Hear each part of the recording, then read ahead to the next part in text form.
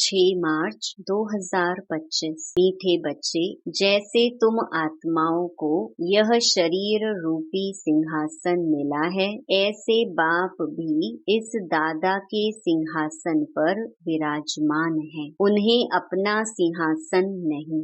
प्रश्न: जिन बच्चों को ईश्वरीय संतान की स्मृति रहती है, उनकी निशानी क्या होगी? उत्तर: उनका सच्चा लव एक बाप से होगा। ईश्वरीय संतान कभी भी लड़ेंगे झगड़ेंगे नहीं। उनकी कुदृष्टि कभी नहीं हो सकती। जब ब्रह्मा कुमार कुमारी अर्थात बहन भाई बने तो गंदी दृष्टि जा नहीं सकती। गीत: छोड़ भी दे आकाश सिंहासन। ओम शांति। अब बच्चे जानते हैं, बाबा ने आकाश सिंहासन छोड़कर अब दादा के तन को अपना सिंहासन बनाया है। वह छोड़कर यहाँ आकर बैठे हैं। यह आकाश तत्व तो है जीव आत्माओं का सिंहासन। आत्माओं का सिंहासन है वह महतत्व, जहाँ तुम आत्माएं बिगर शरीर रहती थी। जैसे आकाश में सितारे खड़े हैं ना, वैसे तुम आत्माएं भी बहुत छोटी छोटी वहाँ रहती हो। आत्मा को दिव्य दृष्टि बिगर देखा नहीं जा सकता। तुम बच्चों को अभी यह ज्ञान है। जैसे स्टार कितना छोटा है, वैसे आत्माएं भी बिंदी मिसल हैं। अब बाप ने सिंहासन तो छोड़ दिया है। बाप कहते हैं, तुम आत्माएं भी सिंहासन छोड़कर यहाँ इस शरीर को अपना सिंहासन बनाती हो। मुझे भी जरूर शरीर चाहिए। मुझे बुलाते ही हैं पुरानी दुनिया में। गीत है ना, दूर देश का रहने वाला। तुम आत्माएं जहाँ रहती हो वह है तुम आत्माओं और बाबा का देश। फिर तुम स्वर्ग में जाते हो जिसकी बाबा स्थापना कराते हैं। बाप खुद उस स्वर्ग में नहीं आते। खुद तो वाणी से परे वानप्रस्थ में जाकर रहते हैं। स्वर्ग में उनकी दरकार नहीं। वह तो दुख सुख से न्यारे है ना। तुम तो सुख में आते हो तो दुख में भी आते हो। अभी तुम जानते हो हम ब्रह्मा कुमार कुमारियां बहन भाई हैं। एक दो में कुदृष्टि का ख्याल भी नहीं आना चाहिए। यहाँ तो तुम बाप के सम्मुख बैठे हो, आपस में बहन भाई हो। पवित्र रहने की युक्ति देखो कैसी है। यह बातें कोई शास्त्रों में नहीं है। सभी का बाबा एक है तो सभी बच्चे हो गए ना। बच्चों को आपस में लड़ना झगड़ना भी नहीं चाहिए। इस समय तुम जानते हो हम ईश्वरीय संतान हैं। पहले आसुरी संतान थे, फिर अब संगम पर ईश्वरीय संतान बने हैं। फिर सतयुग में दैवी संतान होंगे। यह चक्कर का बच्चों को मालूम पड़ा है। तुम ब्रह्मा कुमार कुमारियां हो, फिर कभी कुदृष्टि जाएगी नहीं। सतयुग में कुदृष्टि होती नहीं। कुदृष्टि रावण राज्य में होती है। तुम बच्चों को सिवाय एक बाप के और कोई की याद नहीं रहनी चाहिए। सबसे जासी एक बाप से लव हो जाए। मेरा तो एक शिव बाबा, दूसरा न कोई। बाप कहते हैं, बच्चे अभी तुमको शिवालय में चलना है। शिव बाबा स्वर्ग की स्थापना कर रहे हैं। आधा कल्प रावण राज्य चला है जिससे दुर्गति को पाया है। रावण क्या है, उसको जलाते क्यों हैं, यह भी कोई नहीं जानते। शिव बाबा को भी नहीं जानते। जैसे देवियों को सजा करके पूजा करके डुबोते हैं, शिव बाबा का भी मिट्टी का लिंग बनाए पूजा आदि कर फिर मिट्टी मिट्टी में मिला देते हैं। वैसे रावण को भी बनाकर फिर जला देते हैं। समझते कुछ भी नहीं।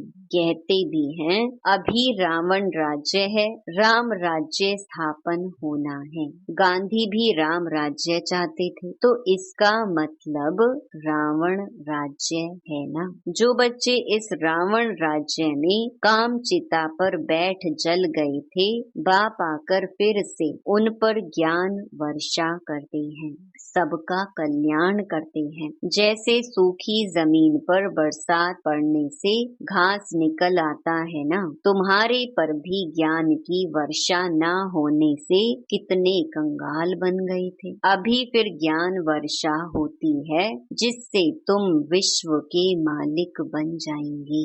भल तुम बच्चे गृहस्थ व्यवहार में रहते हो, परंतु अंदर में बहुत खुशी रहनी चाहिए। जैसे कोई गरीब के बच्चे पढ़ते हैं तो पढ़ाई से बैरिस्टर आदि बन जाते हैं, वो भी बड़ों बड़ों के साथ बैठते हैं, खाते पीते हैं। भीलने की बात भी शास्त्रों में है ना। तुम बच्चे जानते हो, जिन्होंने सबसे जास्ती भक्ति की है वही सबसे जास्ती ज्ञान आकर लेंगे। सबसे जास्ती शुरू से लेकर तो हमने भक्ति की है, फिर हमको ही बाबा स्वर्ग में पहले पहले भेज देते हैं। यह है ज्ञान युक्त यथार्थ बात। बरोबर हम ही सो पूज्य थे, फिर सो पुजारी बनते हैं, नीचे उतरते जाते हैं। बच्चों को सारा ज्ञान समझाया जाता है। इस समय यह सारी दुनिया नास्तिक है, बाप को नहीं जानते, नेति नेति कह देते हैं। आगे चलकर यह सन्यासी आदि सब आकर आस्तिक जरूर बनेंगे। कोई एक सन्यासी आ जाए तो भी उन पर सभी विश्वास थोड़े ही करेंगे, कहेंगे इन पर बीके ने जादू लगाया है, उनके चेले को गद्दी पर बिठाए उनको उड़ा देंगे। ऐसे बहुत सन्यासी तुम्हारे पास आए हैं, फिर गुम हो जाते हैं। यह है बड़ा वंडरफुल ड्रामा। अभी तुम बच्चे आदि से लेकर अंत तक सब जानते हो। तुम्हारे में भी नंबरवार पुरुषार्थ अनुसार धारण कर सकते हैं। बाप के पास सारा ज्ञान है, तुम्हारे पास भी होना चाहिए। दिन प्रतिदिन कितने सेंटर्स खुलते रहते हैं। बच्चों को बहुत रहमदिल बनना है। बाप कहते हैं अपने ऊपर भी रहमदिल बनो, बेरहमी नहीं बनो। अपने ऊपर रहम करना है, कैसे वह भी समझाते रहते हैं। बाप को याद कर पतित से पावन बनना है, फिर कभी पतित बनने का पुरुषार्थ नहीं करना है। दृष्टि बड़ी अच्छी चाहिए। हम ब्राह्मण ईश्वरीय संतान हैं, ईश्वर ने हमको एडॉप्ट किया है ना। अब मनुष्य से देवता बनना है। पहले सूक्ष्म वतनवासी फरिश्ता बनेंगे। अभी तुम फरिश्ते बन रहे हो। सूक्ष्म वतन का भी राज बच्चों को समझाया है। यहाँ है टॉकी, सूक्ष्म वतन में है मूवी, मूल वतन में है साइलेंस। सूक्ष्म वतन है फरिश्तों का। जैसे घोस्ट को छाया का शरीर होता है ना, आत्मा को शरीर नहीं मिलता है तो भटकती रहती है, उनको घोस्ट कहा जाता है। उनको इन आँखों से भी देख सकते हैं। यह फिर हैं सूक्ष्म वतन वासी फरिश्ते। ये सब बातें बहुत समझने की हैं। मूल वतन, सूक्ष्म वतन, स्थूल वतन, इनका तुमको ज्ञान है। चलते फिरते बुद्धि में यह सारा ज्ञान रहना चाहिए। हम असुल मूल वतन के रहवासी हैं। अभी हम वहाँ जाएंगे वाया सूक्ष्म वतन। बाबा सूक्ष्म वतन इस समय ही रचते हैं। पहले सूक्ष्म फिर स्थूल चाहिए। अभी यह है संगम युग। इनको ईश्वरीय युग कहेंगे, उनको दैवी युग कहेंगे। तुम बच्चों को कितनी खुशी होनी चाहिए। कुदृष्टि जाती है फिर ऊंच पद पा ना सके। अभी तुम ब्राह्मण ब्राह्मणियां हो ना, फिर घर जाने से भूल नहीं जाना चाहिए। तुम संग दोष में आकर भूल जाते हो। तुम हंस ईश्वरीय संतान हो। तुम्हारी किसी में भी आंतरिक रग नहीं जानी चाहिए। अगर रग जाती है तो कहेंगे मोह की बंदरी। तुम्हारा धंधा ही है सबको पावन बनाना। तुम हो विश्व को स्वर्ग बनाने वाले, कहाँ वह रावण की आसुरी संतान, कहाँ तुम ईश्वरीय संतान। तुम बच्चों को अपनी अवस्था एकरस बनाने के लिए सब कुछ देखते हुए जैसे कि देखते ही नहीं है, यह अभ्यास करना है। इसमें बुद्धि को एकरस रखना हिम्मत की बात है। परफेक्ट होने में मेहनत लगती है, संपूर्ण बनने में टाइम चाहिए। जब कर्मातीत अवस्था हो तब वह दृष्टि बैठे, तब तक कुछ न कुछ खींच होती रहेगी। इसमें बिल्कुल उपराम होना पड़ता है, लाइन क्लियर चाहिए, देखते हुए जैसे तुम देखते ही नहीं हो। ऐसा अभ्यास जिसका होगा वही ऊंच पद पाएंगे। अभी वह अवस्था थोड़ी है। सन्यासी तो इन बातों को समझते भी नहीं है। यहाँ तो बड़ी मेहनत लगती है। तुम जानते हो हम भी इस पुरानी दुनिया का संन्यास कर बैठे हैं। बस हमको तो अब स्वीट साइलेंस होम में जाना है, और कोई की बुद्धि में नहीं है जितना तुम्हारी बुद्धि में है। तुम ही जानते हो अब वापस जाना है। शिव भगवानुवाच भी है, वह पतित पावन लिबरेटर गाइड है। कृष्ण कोई गाइड नहीं। इस समय तुम भी सबको रास्ता बताना सीखते हो, इसीलिए तुम्हारा नाम पांडव रखा है। तुम पांडवों की सेना है। अभी तुम देही अभिमानी बने हो, जानते हो अब वापस जाना है। यह पुराना शरीर छोड़ना है। सर्प का मिसाल, भ्रमरी का मिसाल, ये सब हैं तुम्हारे इस समय की। तुम अभी प्रैक्टिकल में हो, वह तो यह धंधा कर ना सके। तुम जानते हो यह कब्रिस्तान है, अब फिर परिस्तान बनना है। तुम्हारे लिए सब दिन लकी हैं। तुम बच्चे सदैव लकी हो। गुरुवार के दिन बच्चों को स्कूल में बिठाते हैं। यह रस्म चली आती है। तुमको अभी वृक्षपति पढ़ाते हैं। यह बृहस्पति की दशा तुम्हारी जन्म जन्मांतर चलती है। यह है बेहद की दशा। भक्ति मार्ग में हद की दशाएं चलती हैं। अभी है बेहद की दशा, तो पूरी रीति मेहनत करनी चाहिए। लक्ष्मी नारायण कोई एक तो नहीं है ना, उन्हों की तो डिनाइस्टी होगी ना, जरूर बहुत राज्य करते होंगे। लक्ष्मी नारायण की सूर्यवंशी डिनाइस्टी का राज्य चला है। यह बातें भी तुम्हारी बुद्धि में है। तुम बच्चों को यह भी साक्षात्कार हुआ है कि कैसे राज तिलक देते हैं। सूर्यवंशी फिर चंद्रवंशी को कैसे राज्य देते हैं। माँ बाप बच्चे का पांव धोकर राज तिलक देते हैं, राज्य भाग्य देते हैं। यह साक्षात्कार आदि सब ड्रामा में नूंद है। इससे तुम बच्चों को मूंझने की दरकार नहीं है। तुम बाप को याद करो, स्वदर्शन चक्रधारी बनो और दूसरों को भी बनाओ। तुम हो ब्रह्मा मुख वंशावली, स्वदर्शन चक्रधारी सच्चे ब्राह्मण। शास्त्रों में स्वदर्शन चक्र से कितनी हिंसाएं दिखाई हैं। अभी बाप तुम बच्चों को सच्ची गीता सुनाते हैं, वह तो कंठ कर लेनी चाहिए। कितना सहज है। तुम्हारा सारा कनेक्शन है ही गीता के साथ। गीता में ज्ञान भी है तो योग भी है। तुमको भी एक ही किताब बनाना चाहिए। योग का किताब अलग क्यों बनाना चाहिए? परंतु आजकल योग का बहुत नामाचार है, इसीलिए नाम रखते हैं ताकि मनुष्य आकर समझे। आखिरीन यह भी समझेंगे कि योग एक बाप से लगाना है।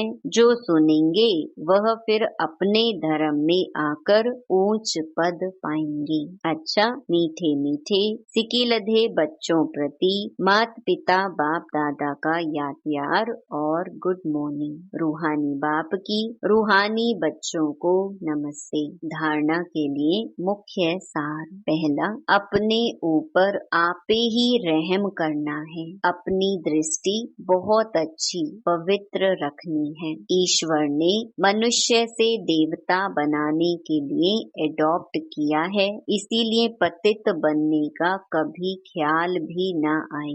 दूसरा, संपूर्ण कर्मातीत अवस्था को प्राप्त करने के लिए सदा उपराम रहने का अभ्यास करना है। इस दुनिया में सब कुछ देखते हुए भी नहीं देखना है, इसी अभ्यास से अवस्था एक रस बनानी है। वरदान, हर कदम में पद्मों की कमाई जमा करने वाले सर्व खजानों से संपन्न व तृप्त आत्मा भव।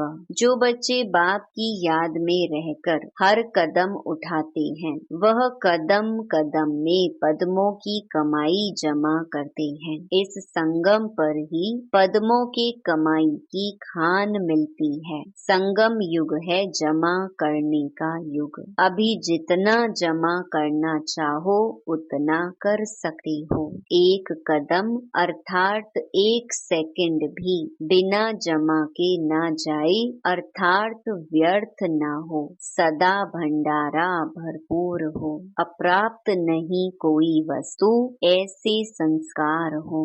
जब अभी ऐसी तृप्त व संपन्न आत्मा बनेंगे, तब भविष्य में अखुट खजानों के मालिक होंगे। स्लोगन, कोई भी बात में अपसेट होने के बजाय नॉलेजफुल की सीट पर सेट रहो। मातेश्वरी जी के अनमोल महावाक्य। आधा कल्प ज्ञान ब्रह्मा का दिन और आधा कल्प भक्ति मार्ग ब्रह्मा की रात। आधा कल्प है ब्रह्मा का दिन, आधा कल्प है ब्रह्मा की रात।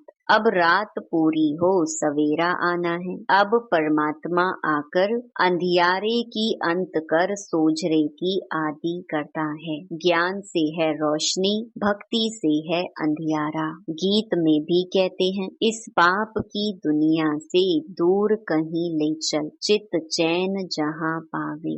यह है बेचैन दुनिया, जहाँ चैन नहीं है। मुक्ति में ना है चैन, ना है बेचैन। सतयुग त्रेता है चैन की दुनिया, जिस सुख धाम को सभी याद करते हैं। तो अब तुम चैन की दुनिया में चल रहे हो, वहाँ कोई अपवित्र आत्मा जा नहीं सकती। वह अंत में धर्मराज के डंडे खाए कर्म बंधन से मुक्त हो शुद्ध संस्कार ले जाते हैं, क्योंकि वहाँ न अशुद्ध संस्कार होते न पाप होता है। जब आत्मा अपने असली बाप को भूल जाती है, तो यह भूल भुलैया का अनादि खेल हार जीत का बना हुआ है। इसीलिए अपन इस सर्वशक्तिवान परमात्मा द्वारा शक्ति ले विकारों के ऊपर विजय पहन 21 जन्मों के लिए राज्य भाग्य ले रहे हैं। अच्छा,